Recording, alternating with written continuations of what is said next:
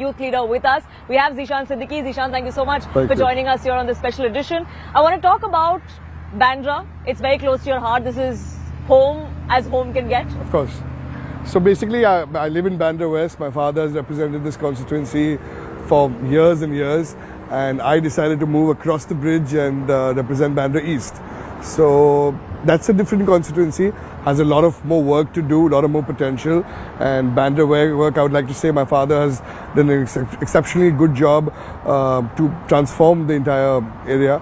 And Bandra East has its own challenges, which I'm looking forward to.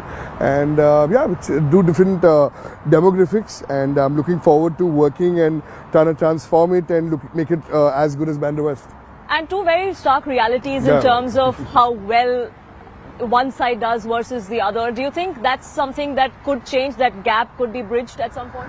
So we're trying to do that. It's a long battle, and I would just like to say that Matoshri is in Bandra East. So I would like to think that it should have changed by now, but that hasn't been the case. Bandra West has a different set of people, but Bandra East also are looking forward to people who actually, they want development, they want better facilities, but somewhere down the line I feel like the people have been ignored there, and that's what we're trying to change.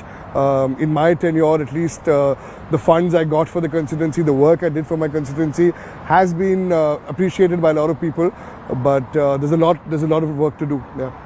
Now, as far as green spaces go, in Mumbai now, in general, it's not something that we see very often, green spaces like this. Yeah. Something that you see at Carter Road, something that your father has worked very closely with, something that you've seen him do very closely. Do we have scope for more places like that? See, I think with the AQI levels the way they are today, green spaces are very important. In fact, in our manifesto, the NCP-AP manifesto, we've actually tried to include Mumbai being a green city. We've tried to make sure that we put about 10 lakh trees across the city and a lot more. But I feel like green spaces are very essential. I remember when I was a child, my father used to work very diligently for the promenade, little things like a little community building, things like chess out there, the amphitheater out there. These things are very nice. We have done a few of these things in BKC, because that was known to be as the concrete jungle. But a lot of more green space is required, and we need to pull up the officials who actually fail to do so. Speaking of the youth, do you think that they're a little disillusioned with the whole election process, especially in terms of local elections? I mean, sometimes they're seen as very small elections. People don't really want to come out and vote. Do you think that is only growing within the youth? See, I feel like the youth is very curious, but sometimes not curious enough. Because, a lot of times when we talk to people, they don't know the gravity of the situation, because we are living in a city like Mumbai, which has the richest corporation in the world. Just last year, I think it was above 75,000 crores for this annual budget. So people don't know the gravity of the situation, the importance of this election. Many times we meet a lot of friends who be like, oh, there are these elections as well. But I did not sign up, I don't have a voter ID. So we try to drill sense into them by telling them that it's very important for them to actually know their representatives. And this is a very localized election. So you need to actually choose a candidate who is accessible to you, who you can actually ring up in the middle of the night and tell them that, these are the problems I face. Because your corporators are not going to go and form your state government or make laws in the government or do anything in the parliament. But they are the ones who actually are going to go and make sure that the basic facilities which you deserve to get are something which you get on your doorstep. And it's very important for the youngsters to step into politics and to make a change. Yeah. Absolutely, that is one way to go, and we really do hope that sort of resonates to every single voter, the first time voter especially, that has to go and cast their ballot when it is voting time on the 15th of January. But there is a lot that still needs to be done, and we'll talk about that.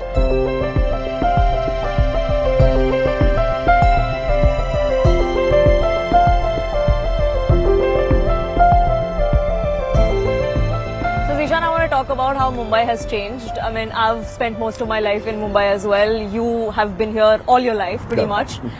How different is Mumbai? Is it different for the better? Is it different for the worse? I'd like to say it's both, because obviously development-wise, you see a lot of more taller buildings. You see a lot of things which have been advanced, people putting in more efforts towards sanitation, cleanliness.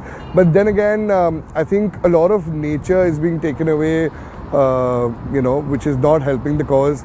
The pollution on the whole, the basic beauty, the population is increasing. That's a different thing altogether. But I think somewhere down the line, the green spaces not being enough, them being taken, privatization to a next level where maybe the green spaces are not given enough importance. So all of that must be taken into consideration, and I think everything development should go hand in hand with the nature. If you play around with nature, then it's not the best thing to do, right? BMC has a budget that's far exceeding some of the states in this country. Yeah. And do you feel that despite that, there is still so much lacking in Mumbai, maybe because there isn't enough accountability or that money is not being put to good use? What do you think is the issue? 100%. See, I don't want to be sounding political here, but the BMC has a pattern that it has been governed by a set of people since the last few years. Whether it be the Shiv Sena UBT or the Shinde Sena, I mean, they were together at that time, or the BJP on the whole. But I feel like accountability is a very important thing, and since there hasn't been any change in the BMC, they have gotten used to it. The corruption we've seen during the COVID times, before that also, where public money which was supposed to be used for the betterment of people, there's a maintenance fund in every ward which is supposed to be done. You see broken footpaths, you see manholes not being covered, and those are basic needs where we talk to the ALMs of our society, of our areas, and they tell us that basic things, when you step out, people don't have footpaths to walk, and these are things which are supposed to be done through the maintenance funds of wards, and they are obnoxious figures. And in such figures, if you can't do basic things, then obviously you're supposed to hold accountable for the people who are actually sitting in power, and if there is a change which is required, then we as citizens must bring about that change. One thing that you think should be the topmost priority once these BMC elections are done, once there is a mayor, once there's all corporators there and the house is full, what's the one thing that they should work on? I feel like the transparency of the funds should be accountable. Every fund given to every ward, the corporator out there should actually be able to tell the people what he's spending the money on, because a lot of times in my constituency before I got elected, they say the work was done on paper, but it was never done. Small lanes, people are tripping, fracturing their legs, fracturing their hands. So a lot of work is done on paper, but actually nobody does that. There's a big nexus of corporators, there's a nexus of BMC officials and officials on the whole. And the money which is supposed to be spent on public is actually being pocketed by these corrupt officials, maybe a few handful of them, but they are spoiling the name of the people. So transparency should be number one and accountability should be number two. And we do hope that happens, that once the BMC elections are done and dusted, once the results are out, once we have a fully functioning municipal body here in Mumbai, their accountability is fixed and the people of Mumbai get what they want, because they've waited for this a very long time. It's been a while. And we really hope that it happens this time around. Zizan Siddiqui, thank you so much for joining us. Thank you. Thank you so much. Thank you. Thank you.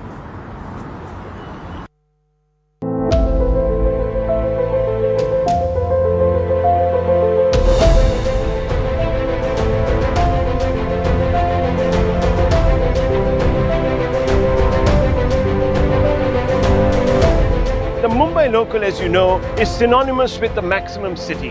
It is its very lifeline. And so, of course, is the Mumbai local, the resident of this city, who, as you know, will be in just a few days voting for corporators in the municipal election. These corporators actually run the city and will manage it. Which is why each vote cast by a Mumbaikar has the potential to transform India's financial capital, which has been struggling to live up to its reputation.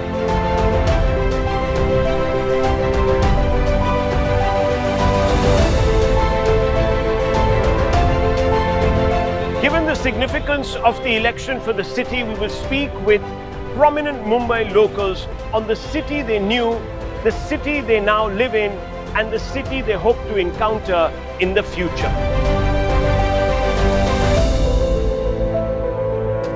Well, going with the theme, I'm speaking to two Mumbai locals. I'm with Pallavi Joshi and Vivek Agnihotri. Do they need an introduction? I don't think so. So I'm going to come straight to the point. We've been speaking to a lot of people about the Mumbai BMC election. You've seen many elections in this city. Let's go back in time. Let me start with you first. Your memories of Mumbai. I think I can call it Bombay because you must have called it Bombay back then. Bombay, everything. It's called BMC, so you can call it Bombay. That's right. So, back then in the day, city was different. In what way? In every which way. I think first of all, there were lesser people in the city. There were lesser cars here. There was lesser pollution here. The city limits weren't, as lengthy or as vast as they are today. So we lived in a smaller space, and everything was within reach, and everything we could reach anywhere within about 20 or 25 minutes. Now, for me to go from one end of Bombay to the other, I think I'm better off flying to Delhi instead of trying to attempt that. So that is that horrible change that has happened, because everyone just wants to come and live in this city, and it's of course their right as Indians to do that, but then the city is tearing at its seams. The reason why we are talking about this is because what does this breed? This breeds a sense of futility. And that's the worst, isn't it, amongst citizenry. If you begin to feel that the situation is so overwhelming that you can't do much about it and the system is unresponsive, there are only two things to do. Take matters into your own hand, and we have spoken to some people who have done that, or you become apathetic. Right. And that's really the killer, isn't it? Absolutely. Also I remember back in the day, the Marathi news used to be very big. And we all would sit down and watch that 7 p.m. Batmya, because then that would give us some information about the city every day. There was also, I remember, there were local papers which just used to, be circulated in the neighborhood. So we knew what was happening, weekend activities for children or, older people if they want to watch some plays or, plan some activities. So it was all there, that this is happening in Shivaji Park, this is happening in Carmichael Road, this is happening in Bandra. We don't have that anymore because, how many people do you cater that to? Also, Batmyas it's just gone out of everyone's system now because everyone watches the national news. Everyone is more interested in what's happening in Delhi. And, no one is really interested in knowing what is happening in Bombay. And suddenly you know that while you're watching news and while you're watching what Delhi is doing to the rest of India, you realize that you're losing your footpaths. This is an important point because many people say that Mumbai is quite the activist city. I've lived here and I know I've seen those days when there were massive activism about various projects that were being built, and could be the possibility of environmental degradation, or there were crimes or civic apathy and many issues. We haven't been through the big flood that happened in Mumbai, and there was a lot of activism on the back of that. Yeah.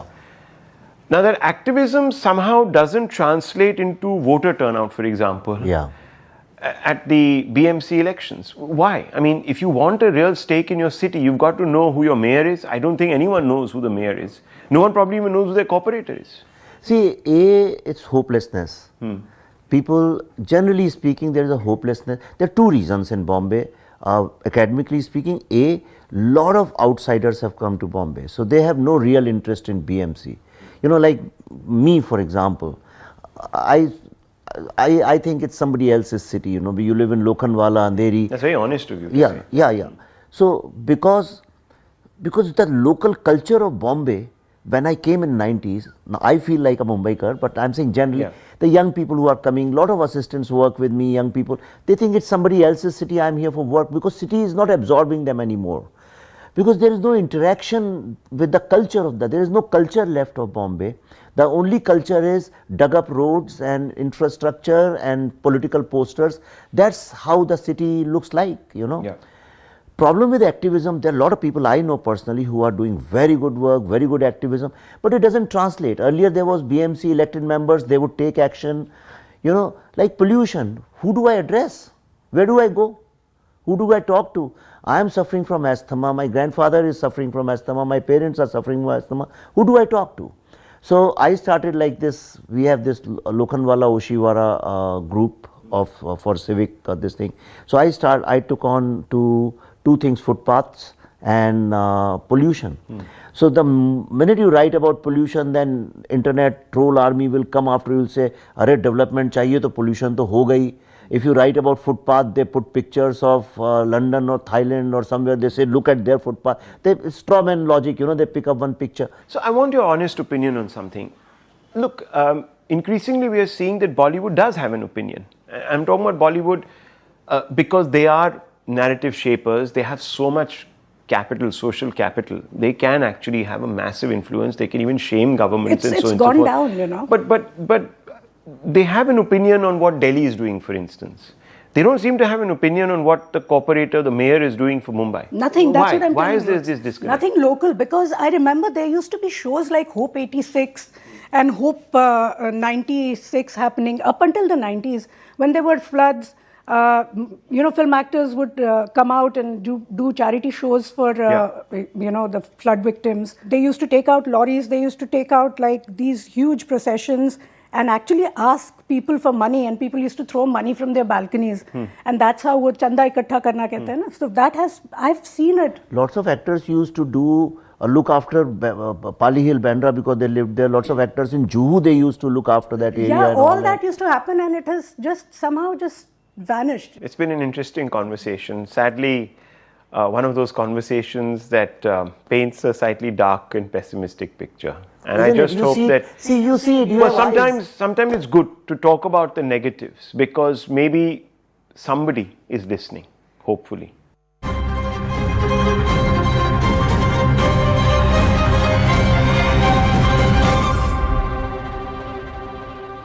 The Mumbai local is synonymous with the maximum city.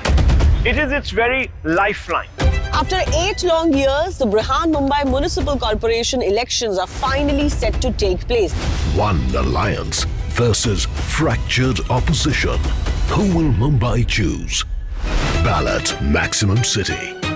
Complete coverage on CNN News 18. This is News 18 Network.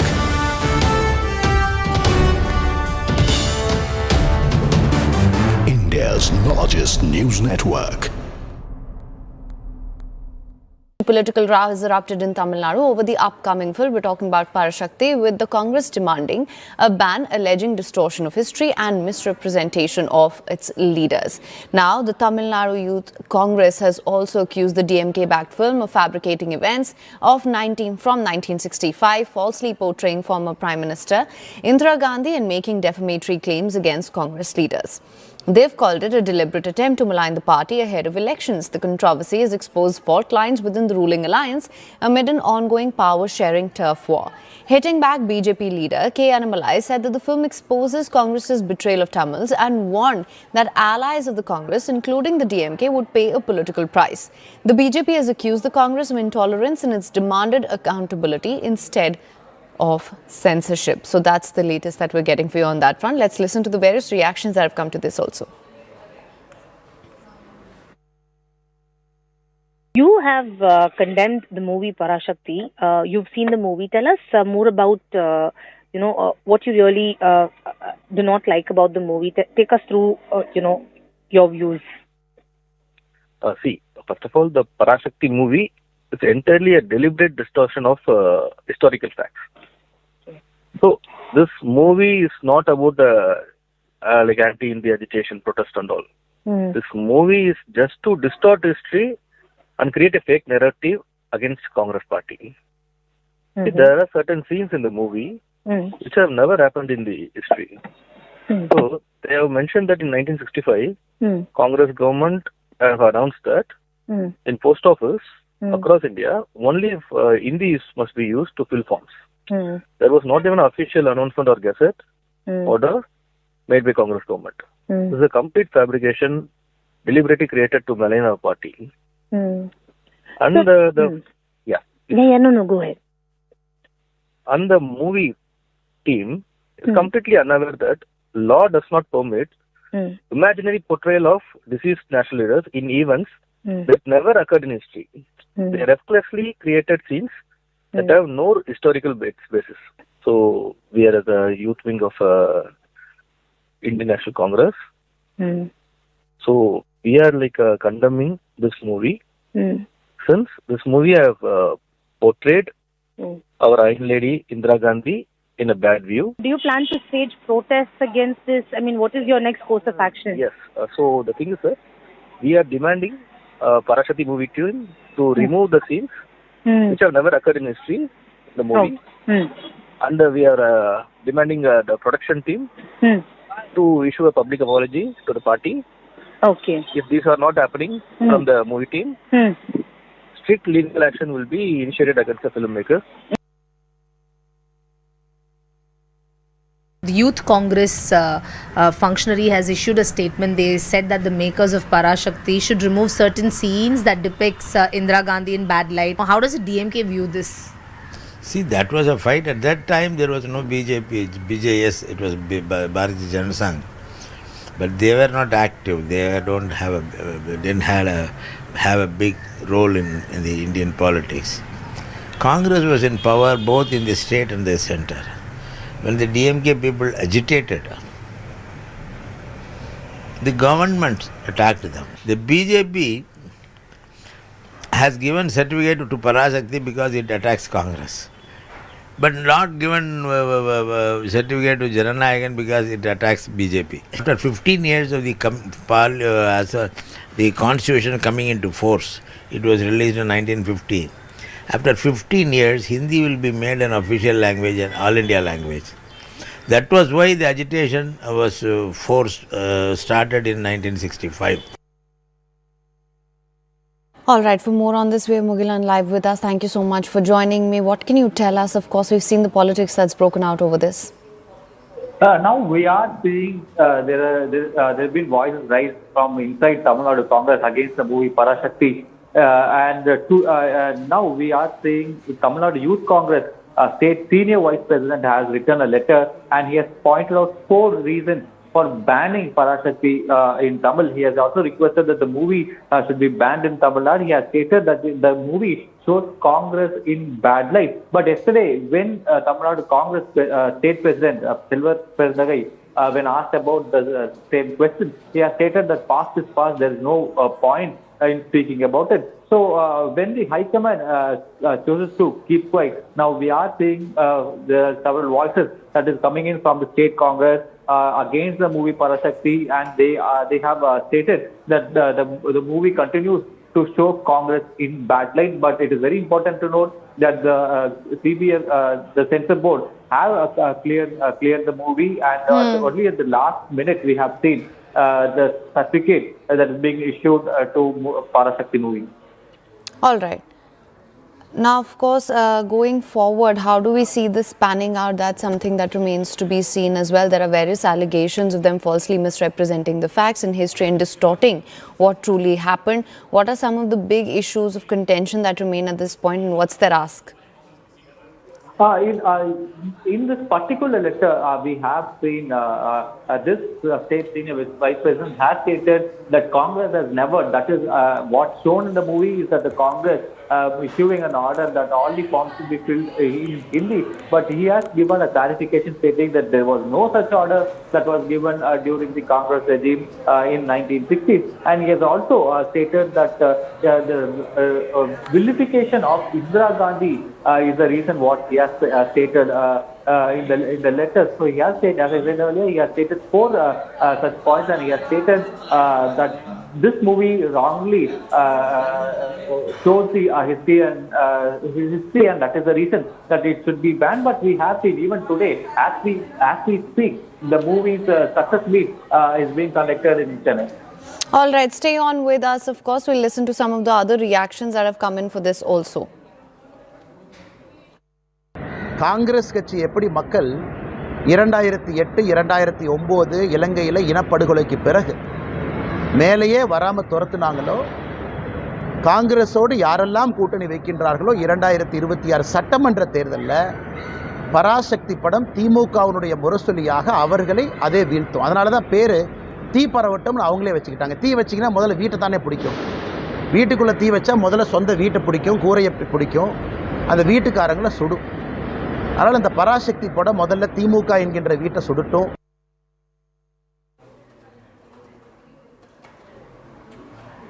All right, Mugilan, let me just come back to you on that also. Now, of course, we're discussing what are going to be the larger implications of this. They say that the timing of this is suspect as well, given this that the release of this comes ahead of the elections.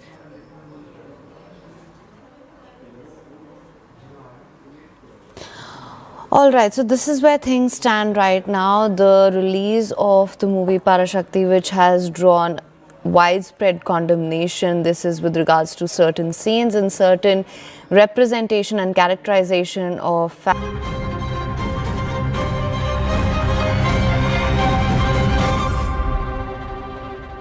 Varun Sardesai is with us. Thank you so much for speaking with us and joining us here on this special edition. The first thing I want to ask you is the youth of Mumbai. Do their aspirations differ from what everyone else in Mumbai wants? This BMC election comes after almost a decade. There must be so many first-time voters this time around. What is it that they want? I think it's not just the youth of Mumbai. I think it's every citizen of Mumbai who is really looking forward to this election, because it's been almost 3 years since we had our corporators, and this is an extremely localized election. Issues related to your water supply, to your sanitation, to your garbage pickups, to your internal roads. For last 3 years, there was no one to pay heed to the demand of the citizens, and hence it was almost like a headless chicken, and hence all the citizens are looking forward to it. But do you think that people don't really come out and vote, especially first-time voters or youth in BMC, thinking that they're local elections and that much will not change? No, I partially agree with you, because just before meeting you and doing this interview, I was doing door-to-door campaign in some of the affluent societies in my constituency, and I was somehow shocked at the lack of awareness that some youth have. So I really feel that it is also the responsibility of all, not just the first-time voters, but essentially, if we call India a young country, then the political leadership should also be decided by the young people. Bandra especially, that kind of disparity that we see, especially if you go from east to west, the kind of disparity that you see, or within even your own constituency. Why do you think that is the case? Why do you think that at some levels it is so affluent, one of the poshest areas, and at the other levels basic needs like housing and water is a problem? That's very true, because I think my constituency is a very accurate representation, in the sense that you have housing flats that sell upwards of 10 crores as well, and then 95% of the population, or maybe say 90% of the population in my constituency still lives in slums. They still await permanent houses. What has happened is there has been a complete lack of apathy from the state government for the last 5 or 7 years, and not a single project has moved ahead.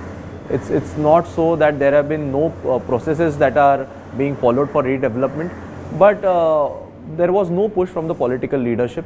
I'm very happy to share that in the past 1 year that I've been an MLA, we have been able to fast track almost 6 of these projects. If you can see behind, I've already shared some of the newspaper clippings as well. And more than 300 residents have actually gotten their permanent homes. In the coming 6 months, more than 2,000 residents will eventually get their permanent houses. So I think that is my responsibility, that is my duty, and we've been trying to do that. Of course, like you said, Bandra West is in some aspects far more developed than Bandra East. But then Bandra East has BKC. My constituency has BKC, which contributes to almost 3% of India's GDP. Speaking of BMC, it is like a showcase piece, so to say, of Mumbai, of Bandra especially, of the country as well. But even in that area, roads, potholes, construction that keeps happening, that still seems to be an issue. I mean, we can still hear some construction happening even around while we are speaking. Does it feel like Mumbai is a work in progress all the time? The entire city is undergoing redevelopment for the last 10 years, and this will continue to happen over the next 10 to 15 years. All the slums and shanties and chawls are making way for high-rise buildings. So of course, if your population is going to increase, you have to make better infrastructure. When you make better infrastructure, you have to put in bigger water pipelines, you have to do bigger sewerage lines. And so I think this is not something that we can just ignore or make false promises that all of this is going to change in a day. Of course, what we can do is we can keep showing the work that we have done and how are we going to upgrade these services. I fully agree that the AQI has been really bad over the last 3 or 4 months. Right now, like you said, anywhere you go in Mumbai, you'll always hear construction sounds. So all of this even though I say that there are a lot of things that the BMC can actually improve, I say it with a lot of pride as well that the BMC is also the body which has been giving some of the best civic services for the last 25 years. Then why do we still see these kind of issues still happening, like pothole roads? Or, I mean, construction happens, we see infrastructure and that's progress happening. But it comes with a complementary traffic jam. It comes with complementary bad roads. Why does that happen? No, like I said, I agree. I'm not saying that Mumbai is 100% perfect. But like I said, it still has the best road network. It still provides the cleanest water and the cheapest water in the entire country. If you compare it to maybe a smaller city like Indore, which has been under the BJP rule and they have been winning the award for the cleanest city for the last many years. Last 3-4 days I'm reading that 17 people have died because of contaminated water. I don't think construction and development in Mumbai can and the scale at which it is happening can be compared to, I think, any other city in the world right now. Then could you list your top 3 priorities if y'all were to come back to rule the Shiv Sena, to rule the BMC? I think number 1 would be to maybe make sure that Mumbai gets affordable housing. The BST buses, the frequency of which used to be really high, but now in the last 3 years a lot of them have been stopped. A lot of routes have been stopped. The ticket prices have been increased. That is something that we want to work on. And I think the third most important thing is controlling the AQI. So these 3 things are going to be a priority. What about accountability? The criticism has been that as far as BMC goes and the amount of money that it has control over does not really translate to the change that we see because there is no accountability. I want to talk about the reunification of the family. The Thackeray brothers are together, but the MNS hasn't had much electoral success in their track record. Do you think this reunification will help them together in this election? If you see the percentage of votes that are consistently being polled by Shiv Sena and by MNS, and if you do a simple arithmetic of adding them, you will realize that these votes, predominantly the Maharashtrian votes, are now going to get consolidated. And hence, once all the areas which used to be our bastions, we are pretty sure of retaining those and also expanding into other areas which were predominantly ruled by other parties. And hence, I'm very sure that once the Thackeray brothers are united, the morale of the party workers is very high. It's like you said, it's not just 2 parties coming together, it's the family reuniting. Mumbai is India's crown jewel, but it is work in progress all the time. So in that sense, when will Mumbai make it? The Mumbai city right now, you have very good civic services there. The suburbs, yes, the suburbs really need working, and I'm pretty sure that once all these infrastructure projects are in place, like I mentioned, the GMLR tunnel and the other roads that are being built, even the traffic should ease. Well, Mumbai evolves. We do hope our lives evolve as well, and for the better, not for the worse. We wish you a very good luck for this election and for your future endeavours. This was a very special edition of Mumbai Local. We are wishing luck to everyone and every single Mumbaikar as well, because it is their fate that is going to be decided in this BMC election. You talk to anybody in Mumbai and that sheer love for the city peeks through, and that's really the quote-unquote spirit of Mumbai. It comes from the Mumbaikars, and I'm here in Bandra again to talk to yet another Mumbaikar about their hopes and aspirations for the city, what they need, what they like, and what they would hope improves in times to come. And I'm talking about someone who's actually played a role in the entertainment industry in Mumbai, but also now is doing great things on the field of sports. So let's go.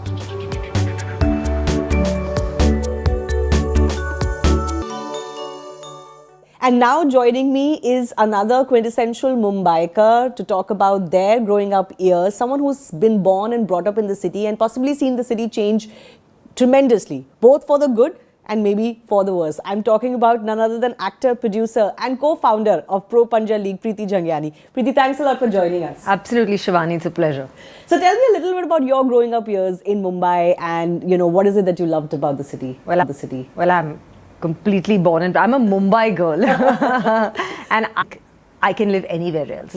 Everyone always tells me, that, Parveen lived, my husband lived for so many years in Canada. So he's very used to the city as well. He's brought up there.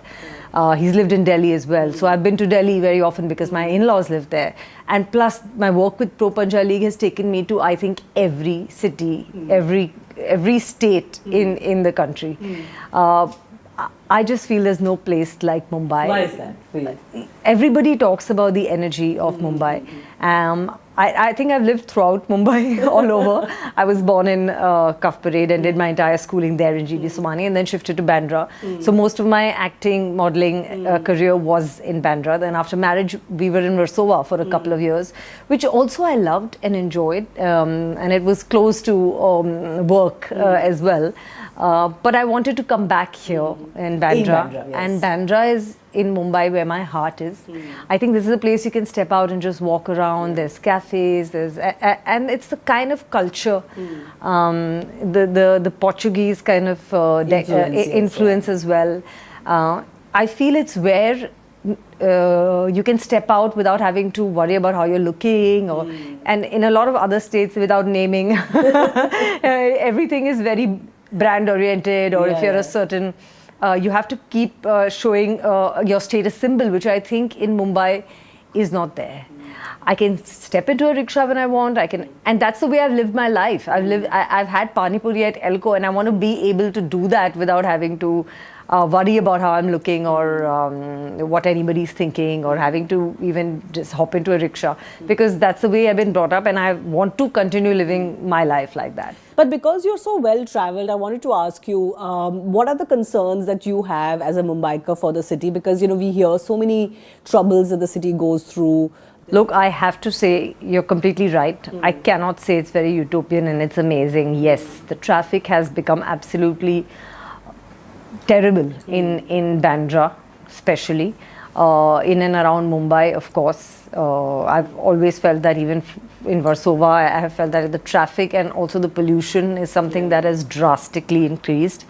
It is still a very convenient city to live in, but yes, it has its share of issues. I cannot say that, and it's getting worse. It's getting warmer. This time we didn't have a winter at all.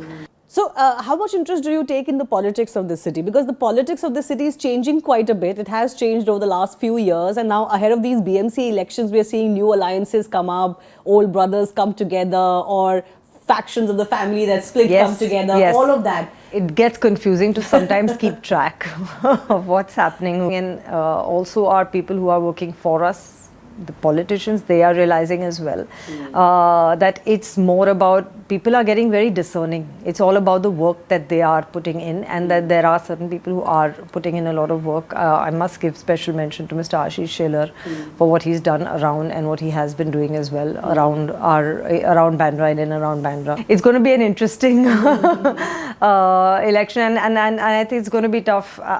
Like if you ask me to guess, I cannot say. I cannot say who's going to. BMC is one of the largest civic bodies in Asia, and yes, but the job that they have in front of them is also tremendous. So I see in some places that they are working, but yes, the state of our roads declining, the state of our pollution declining, and a lot of other issues as well are cropping up and not turning out to be for the better. So I think yes, the BMC will need to step up. Like the coastal road or the sea link, when it came up, I know the sea link took too long to come, but at least the coastal road I think kind of made up for it, because it came up pretty quickly, and it's changed our life. We can go back to town now, because we wouldn't step out. I don't think anybody from town would come to Bandra, from Bandra would come to town, or the other way around. And I think the Versova coastal road is also going to change everything for the better. I really think these roads have changed our life, the Atal Setu. And for that you have to, thank the current government, because they've done a fantastic job. They have really changed the quality of our lives. And you're asking me, are politicians feeling the pressure? Do politicians ever feel the pressure? They should. I don't know if they are, but they should feel the pressure now. For Bombay, see, look, it's a hub. Everything happens here. And we don't want to move out. So we got to change it. We don't want to go anywhere else. We want to be here, but everybody wants to be here, but everybody cannot be here. So, but it's nice, the Navi Mumbai and everything is opening up. We have our new airport opening up. See, we have to look at the good. There's a lot of good that's happening. As much as you and I sit and talk about, we can keep saying, but look at the convenience that we have here. Nowhere abroad is this kind of convenience available. But what about open spaces, places for kids to go and enjoy Bang on, themselves? Shivani, bang on. Yeah, I don't know why I didn't mention that, but that's a big issue for me because my kids can't go anywhere.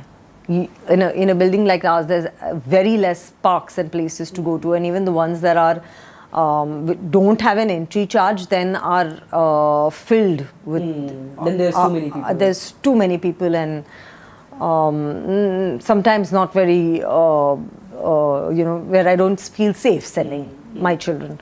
So yes, open spaces, parks. But I do hope that the politicians or the local corporators are listening and they are paying attention to what Mumbaikas actually feel strongly about. Thank you for joining us. Thank you so much, Shivani. It's been a pleasure. And on that note, thanks a lot for watching our special, the Mumbai Local. We heard from the locals here. Let's hope the politicians and the corporators are listening. Thanks a lot for watching.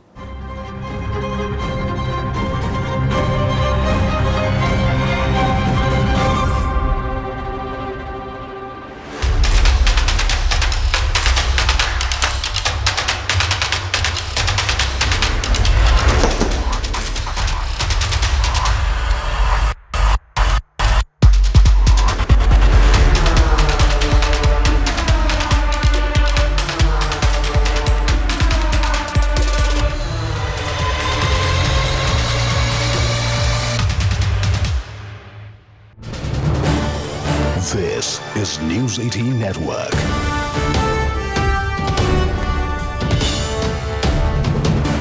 India's largest news network. Political row has erupted in Tamil Nadu over the upcoming film. We're talking about Parashakti, with the Congress demanding a ban alleging distortion of history and misrepresentation of its leaders. Now, the Tamil Nadu Youth Congress has also accused the DMK-backed film of fabricating events from 1965, falsely portraying former Prime Minister Indira Gandhi and making defamatory claims against Congress leaders. They've called it a deliberate attempt to malign the party ahead of elections. The controversy has exposed fault lines within the ruling alliance amid an ongoing power-sharing turf war. Hitting back, BJP leader K. Annamalai said that the film exposes Congress's betrayal of Tamils and warned that allies of the Congress, including the DMK, would pay a political price. The BJP has accused the Congress of intolerance and it's demanded accountability instead of censorship. So that's the latest that we're getting for you on that front. Let's listen to the various reactions that have come to this also. You have condemned the movie Parashakti. You've seen the movie. Tell us more about what you really do not like about the movie. Take us through your views. See, first of all, the Parashakti movie is entirely a deliberate distortion of historical facts. So this movie is not about like anti-India agitation, protest and all.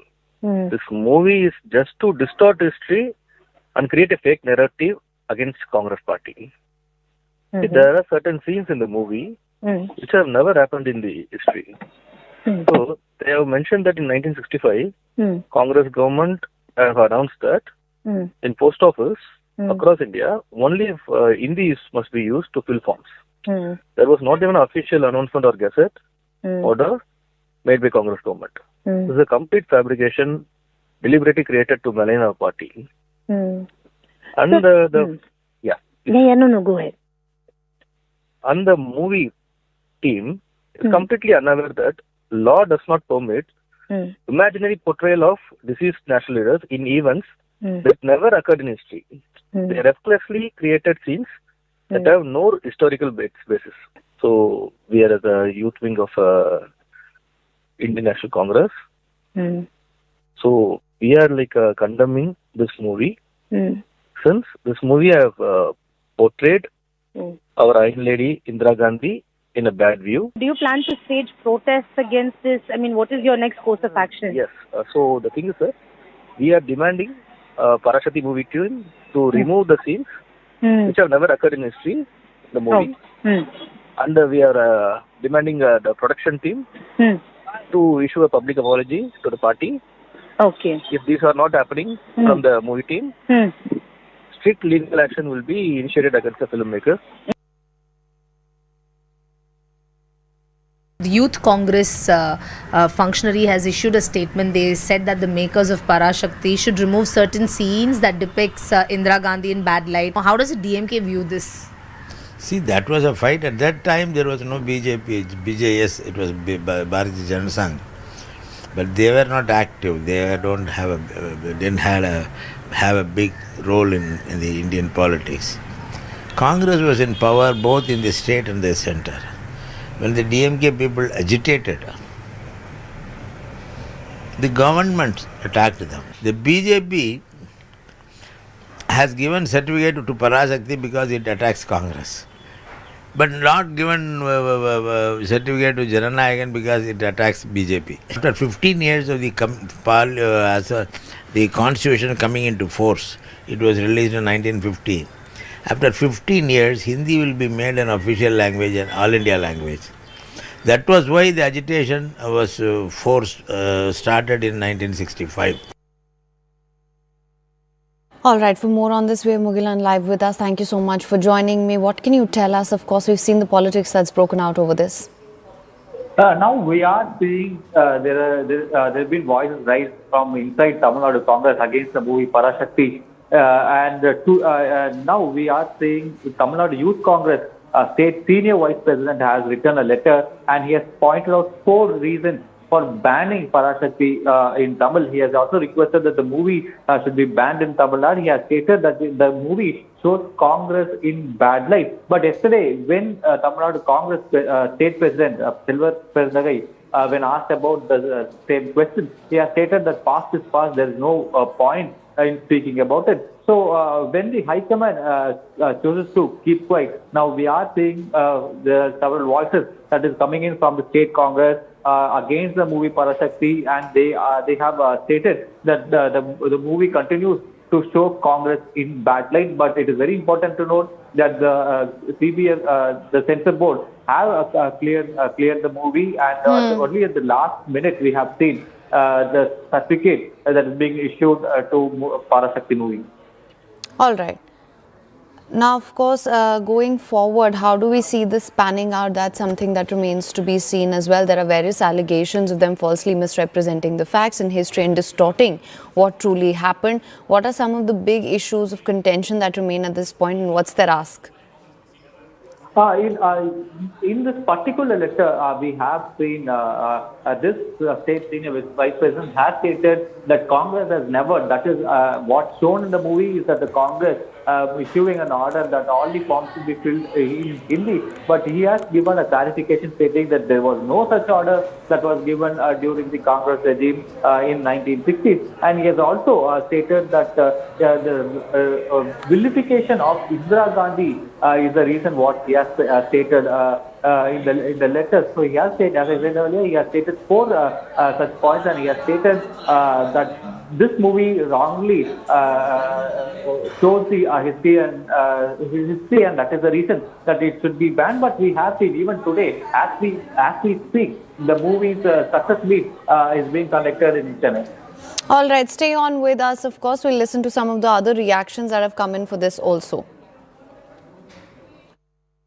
Congress கட்சி எப்படி மக்கள் 2008 2009 இலங்கையில் இனப்படுகொலைக்கு பிறகு மேலேயே வராமல் துரத்துனாங்களோ, காங்கிரஸோடு யாரெல்லாம் கூட்டணி வைக்கின்றார்களோ 2026 சட்டமன்ற தேர்தலில் பராசக்தி படம் திமுகவினுடைய முரசொலியாக அவர்களை அதே வீழ்த்தும். அதனால தான் பேர் தீ பரவட்டம்னு அவங்களே வச்சுக்கிட்டாங்க. தீ வச்சிங்கன்னா முதல்ல வீட்டை தானே பிடிக்கும். வீட்டுக்குள்ளே தீ வச்சா முதல்ல சொந்த வீட்டை பிடிக்கும், கூரையை பிடிக்கும், அந்த வீட்டுக்காரங்களை சுடும். அதனால் இந்த பராசக்தி படம் முதல்ல திமுக என்கின்ற வீட்டை சுடட்டும்.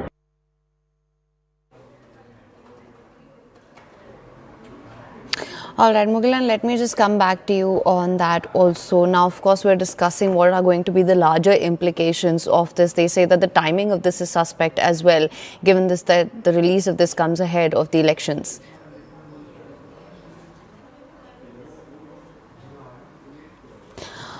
All right, so this is where things stand right now. The release of the movie Parashakti, which has drawn widespread condemnation. This is with regards to certain scenes and certain representation and characterization of facts in history. that the Tamil Nadu Youth Congress has accused the DMK-backed firm of fabricating events from 1965, falsely portraying former Prime Minister Indira Gandhi and making defamatory claims against Congress leader. So that's a major political row which has erupted in Tamil Nadu over the upcoming film Parashakti, with the Congress demanding a ban alleging distortion of history.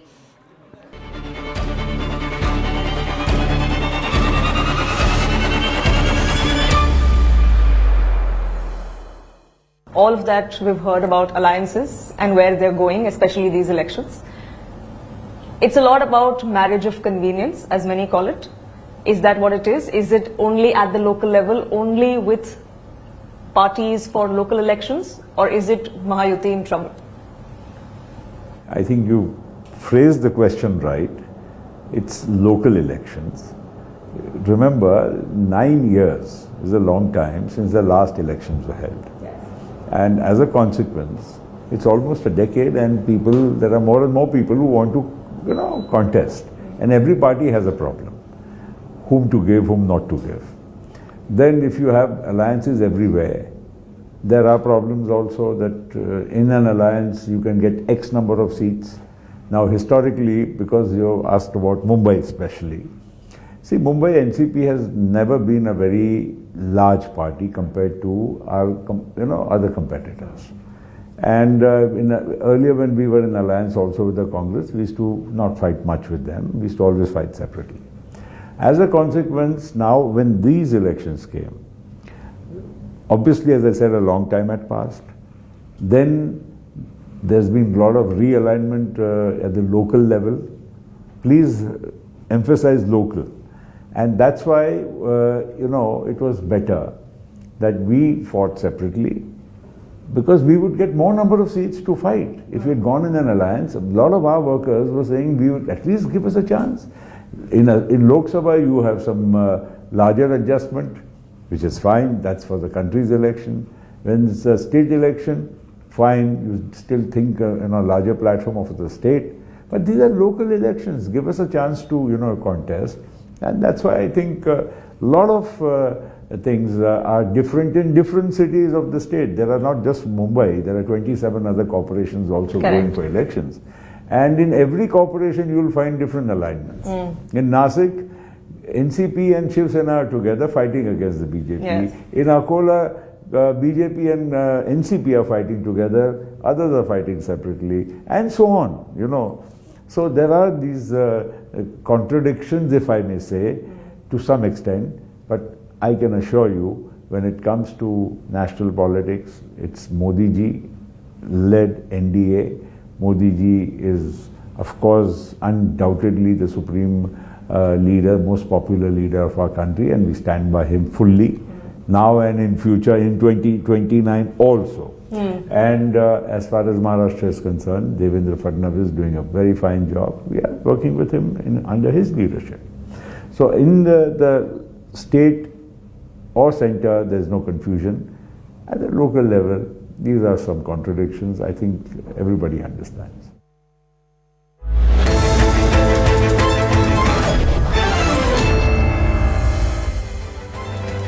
Welcome everyone. Thanks a lot for staying with us. You're watching Clean Speak with me, Shivani Gupta. In a state where Dravidian politics has long set the rhythm, the emergence of actor-turned-politician Vijay seems to be driving a shift away from the tried and tested. So much so that long-time partners and even national allies, Congress and DMK, are not seeing eye to eye on the issue of films. Real pictures turning into a real divide on ground. Congress leader Rahul Gandhi has tweeted in support of Vijay and his Stuck in Limbo film, with the warm signals being returned by Vijay's team as well. Rahul's backing has been read by many as an attempt by the Congress to keep its options open in a state where it has increasingly played second fiddle to the DMK, furthering its state president's statement recently of wanting to project